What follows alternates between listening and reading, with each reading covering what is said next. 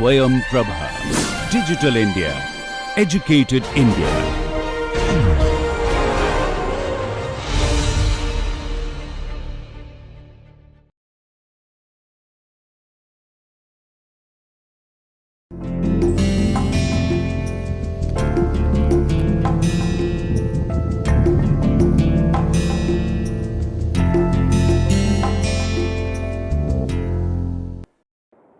Welcome back.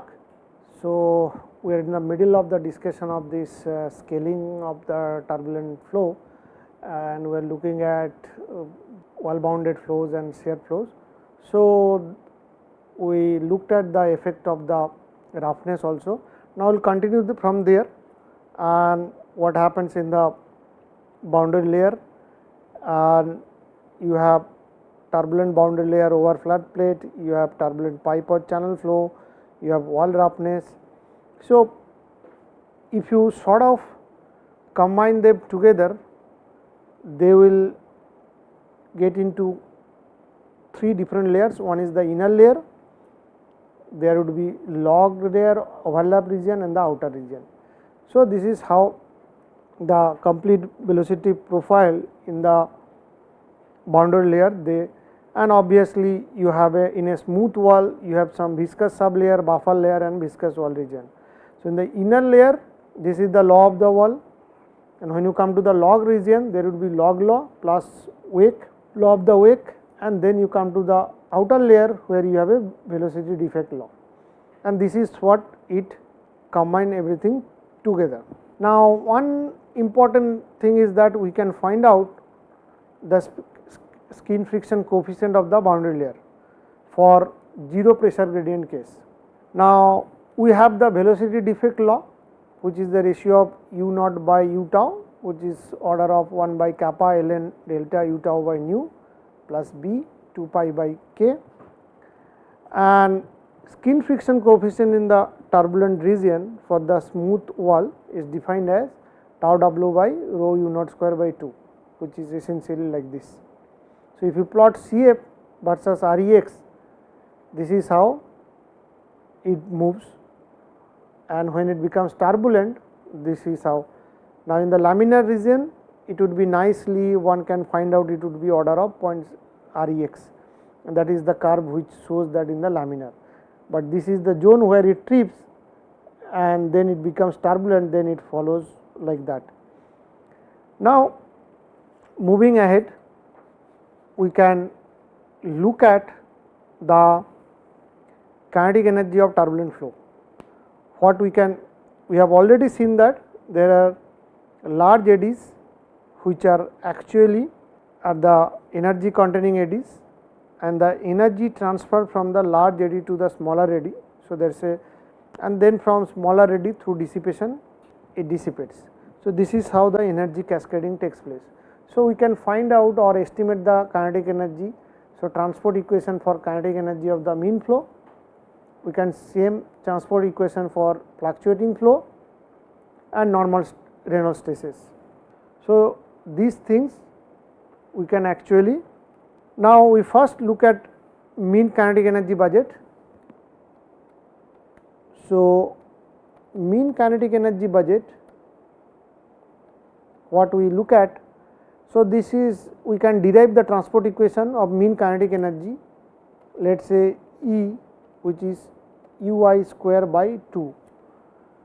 So, we can multiply the momentum equation by ui bar, and then we get ui bar del ui by del t plus ui uj del ui by del xj minus ui by rho del xi nu del 2 j by xj minus ui bar del xj uj prime. Now, the diffusion term we can rewrite like ui nu del 2 ui bar by del xj, which we can write like del xj nu del E by del x j minus nu by del x j square, and the Reynolds term also we can rewrite, which is minus u I del x j of u I prime u j prime,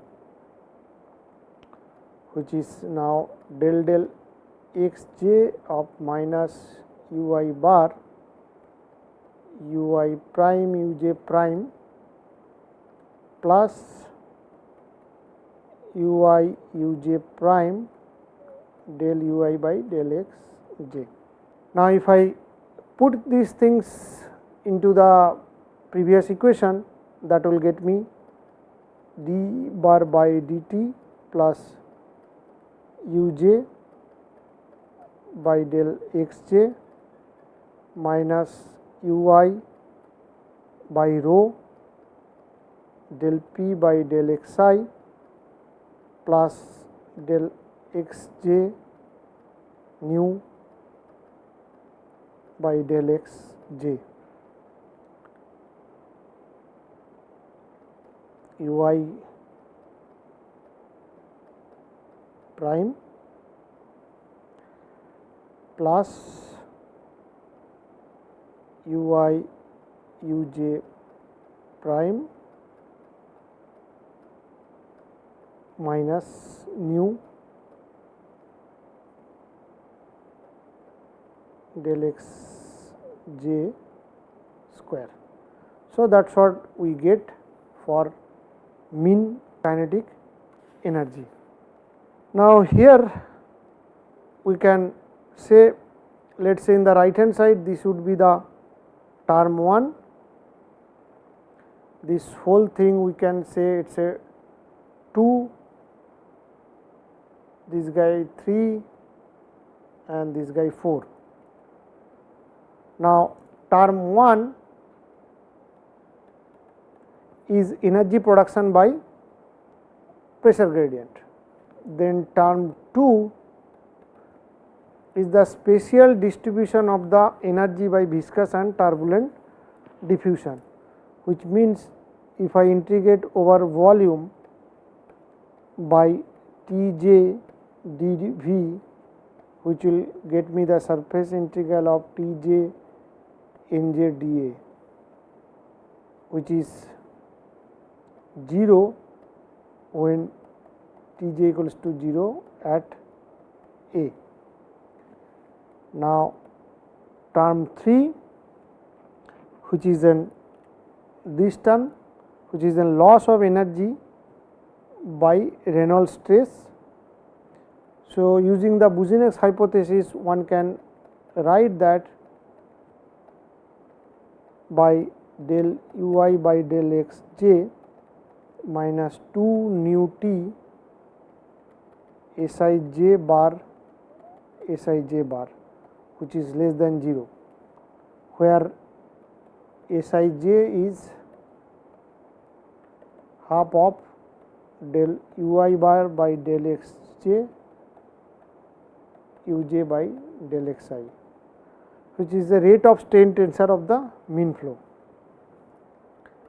And term 4, which is again loss of energy by viscous dissipation. So, one can estimate that one by minus 2 nu S I j S I j. So, these are the different terms in that kinetic energy equation. Now, if we look at this mean kinetic energy equation for plane channel flow, so that gives me, this is a pressure gradient term, transport term, Reynolds stress term, viscous dissipation term, and if you plot this budget term, that means this is the individual term. So, you can see the contribution from each of these terms, I mean due to pressure gradient or the transport and all these things. Now, we can look at mean turbulent kinetic energy budget. So, we can derive this transport equation from the kinetic energy which we have defined by 2. So, this is mean turbulent kinetic energy budget. So, turbulent kinetic energy would be this. Now, we can subtract the mean momentum equation from the momentum equation and multiply with the ui prime and take Reynolds averaging. So, we first subtract mean momentum equation from the momentum equation and then multiply by ui prime and take Reynolds averaging. So, what we get del k by del t plus uj del k by del xj minus ui prime uj prime del xj plus del xj where nu del k by del xj minus uj prime half ui primes rho p prime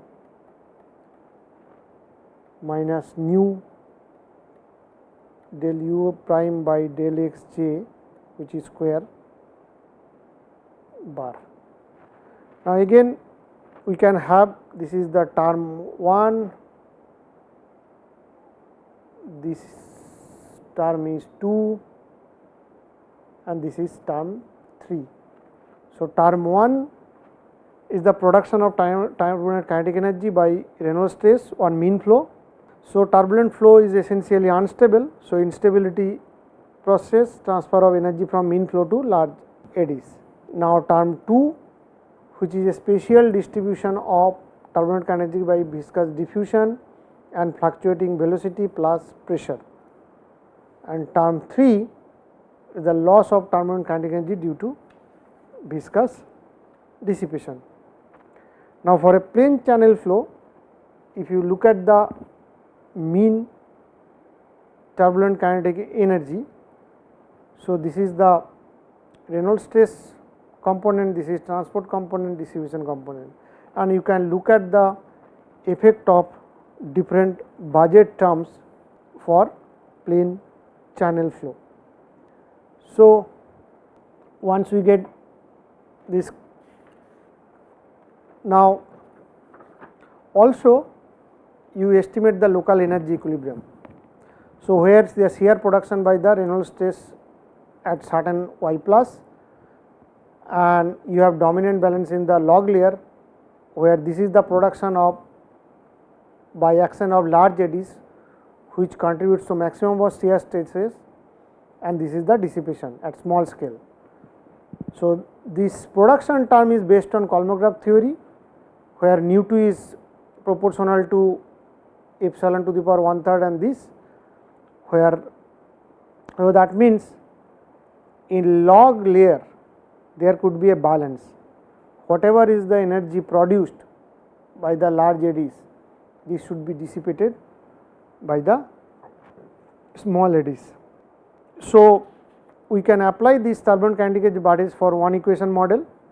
So, the macroscopic velocity scale u is sum by k and macroscopic length scale is Lm, which will get us nu t equals to ul, which is c prime mu k Lm. Now, we can have an turbulent kinetic energy transport equation which is in terms of del k by del t plus uj by del k by del xj minus ui prime uj prime sij plus del xj, which is nu del k by del xj uj prime half ui prime square minus 1 by rho p prime uj prime minus nu prime by del xj square. So, this is estimated as 2 nu t sij bar this guy is estimated at nu t by sigma k del k by del x j with sigma k equals to 1, and this is C d k to the power 3 by 2 Lm. Now, local energy equilibrium between production and dissipation, in that concept we can write that C mu prime cube by C d Lm square by 2 Sij square, which is Prandel's mixing length hypothesis. So, advantage of this one equation model is that it accounts for non-equilibrium effect. So, that is one of the advantage, but the biggest disadvantage is that mixing length must still be specified. Now, we can have this one equation coefficients, that we can consider this logarithm layer of turbulent plane channel flow, where u prime v prime is approximately u tau square del u by del a. So, this is the coefficient for the C mu. Now, in log layer, due to local energy equilibrium, you get C d equals to, or C mu equals to 0.17. Now, we can find out the eddy viscosity per velocity component. Now, for individual velocity component, kinetic energy would be u alpha prime by 2. Now, you can subtract the mean momentum equation from the momentum equation and multiply by u alpha. So, we get this equation. So, which is in terms of which we have got del k alpha by del t plus u j del k alpha by del x j equals to minus u alpha prime u j prime by x j plus del x j minus u j prime half prime square 1 by rho p prime delta j alpha plus nu del k alpha by del x j plus 1 by rho p prime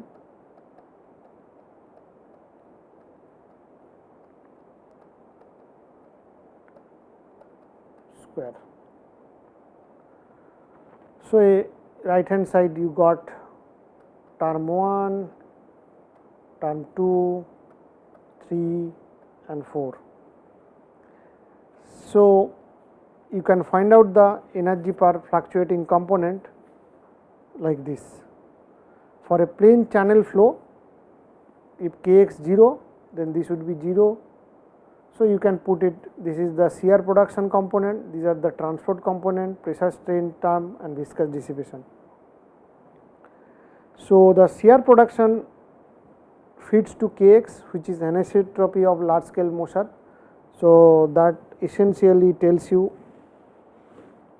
how much anisotropy is there, and pressure strain redistributed the energy of u to other velocity component through this. Now, we can look at the different budget, like budget of kx, ky, kz and all these details. So, this is taken from this multiple literature where people have looked at for channel flow in details, and they computed individual budget terms and all these things. Now, if we look at for plane channel flow and energy conversion. So, we can say that, say this is my u square by 2, this is mean kinetic energy which is fed u bar by rho dpw by dx, then it goes to a term which is essentially u prime square by 2 and that minus P prime by rho del W prime by del Z, that get you by 2 minus P prime by rho del V prime by del Y, get you the V prime square by 2. So, that is another block where U prime V prime del U by del Y. Now, here this is nu del U prime by del Y square, then this minus nu del U prime by del X j square, then this del V prime by del X j square, and this one also minus nu del W prime by del X j. So, all this will contribute to the one single component is the internal energy, which is Cb T bar in case of ideal gas. So, this is how the complete picture of the energy conversion look like for a plain channel flow. Now, we move to the another topic where you have the density which varies due to temperature. That means the between two parallel plates we look at Rayleigh-Bénard convection. So, we have two parallel plate plus G, this is G direction, axis X, Y, Z, and this is how my G is going to act. So, this kind of things one can observe in atmospheric boundary layer, where heating of Earth's surface by short wave radiation from sun during the day, cooling by long wave radiation during the night. Now, here Boussinesq approximation would be required. So, the temperature variation is connected with the pressure and hydrostatic variation, which is like this, and the Boussinesq equations we write del U by del xi 0 del U by del T plus Uj del Ui by del xj 1 by rho xi minus alpha theta by theta naught gi plus mu by rho 0 and del theta by del T plus Uj kappa del 2 theta by del A square. So, alpha equals to 1 for ideal gas, and this is the term which is known as buoyancy effect. So, we have already looked at this equation. Now, how temperature affect? This is a parallel plate and these are the two different temperature it has, and you can see how basic state one can assume the linear temperature profile, and based on linear normal mode stability analysis one can do and find out the Rayleigh number, and this is how the experimentally observed flow pattern in these things. So, it goes through multiple bifurcation before it becomes fully turbulent. So, this is another area where, and you can see these are the some of the example of this Rayleigh-Bénard convection in atmospheric cloud, where you can see these things. Now, we can estimate the turbulent kinetic energy budget including buoyancy effect. So, the derivation would be similar and we have already got the equation. So, but we will rewrite it, but there will be effect from the temperature gradient. So, this would be ui prime uj prime del ui bar by del xj plus g by theta 0 w theta plus the transport term and the epsilon dissipation term. So, this is an extra term that you get. So, this again the term 1, which is a production by the Reynolds shear stress. This is the called the buoyant production or destruction of turbulent kinetic energy by gravitational forces. Now, what is buoyant production or destruction? So, the Boussinesq hypothesis says that w prime theta prime would be gamma t del theta by del z. So, this is a typical gradient diffusion hypothesis in turbulent heat flux, where gamma t is approximated as nu t by sigma t, where sigma t is the turbulent Prandtl number, nu t is the turbulent diffusivity. So, there could be two different cases, where one case this is an convective turbulence. So, g by theta 0 w prime, this would be minus g gamma t by theta 0 del theta by del z greater than 1. So, this will be buoyant production situation, or you can have a situation where g by theta 0 w prime theta prime is minus g gamma t by theta 0 less than 0, which is buoyant destruction. So, we can look at this production and destruction term, the buoyancy effect. Now, the other like buoyancy versus shear and all these things that we will discuss in the next lecture. We will stop here today.